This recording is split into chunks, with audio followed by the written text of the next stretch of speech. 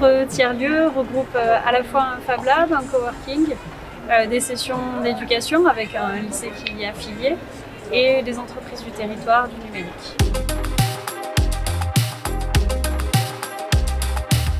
C'est parti de plusieurs personnes, enfin j'aurais dire plusieurs penchants, des penchants comme des chefs d'entreprise comme Aurore qui viennent du numérique, d'artisans d'art, puisque là où on est, c'est aussi des métiers d'art à Clermont-Fontaine, et puis aussi de bricoleurs comme moi, plutôt avec le profil d'ingénieur d'études pour mon cas. En robotique. Et voilà, en robotique par exemple. Et donc tous ces gens-là se sont réunis avec d'abord l'idée que moi j'en avais, c'était de créer comme un petit club d'électronique. Finalement, j'ai rejoint Aurore qui avait l'idée du coworking.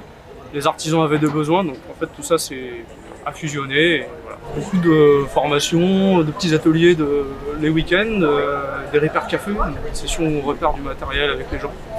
On apprend à faire ça. Des accompagnements pour des créations de jeunes entreprises aussi, et des sessions de prototypage aussi énormément pour faire émerger des petites entreprises ou des démarrages d'entreprises.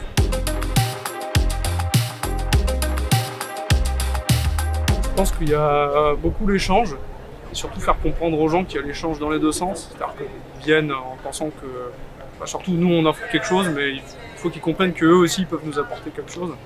Par exemple les artisans qui font partie de un petit peu de notre milieu, eux, en fait nous on leur apporte l'aspect machine, peut-être l'aspect électricité qu'ils n'ont pas forcément.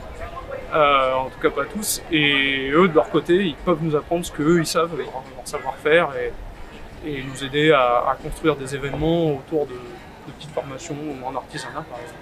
Et le gros ingrédient magique je dirais c'est les personnes, c'est les couleurs que chaque personne va apporter qui vont faire une belle alchimie.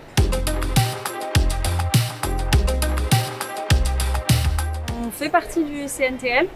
Donc on aimerait justement amener ce qu'on entend des autres tiers-lieux et apporter des voix qui ne pourraient pas être représentées. Donc on va faire un gros effort de recherche et d'écoute avec eux. Et on aimerait justement pouvoir apporter des solutions, chercher à faire notre mieux pour le bien commun. Donc pour nous ça s'est bien passé le départ.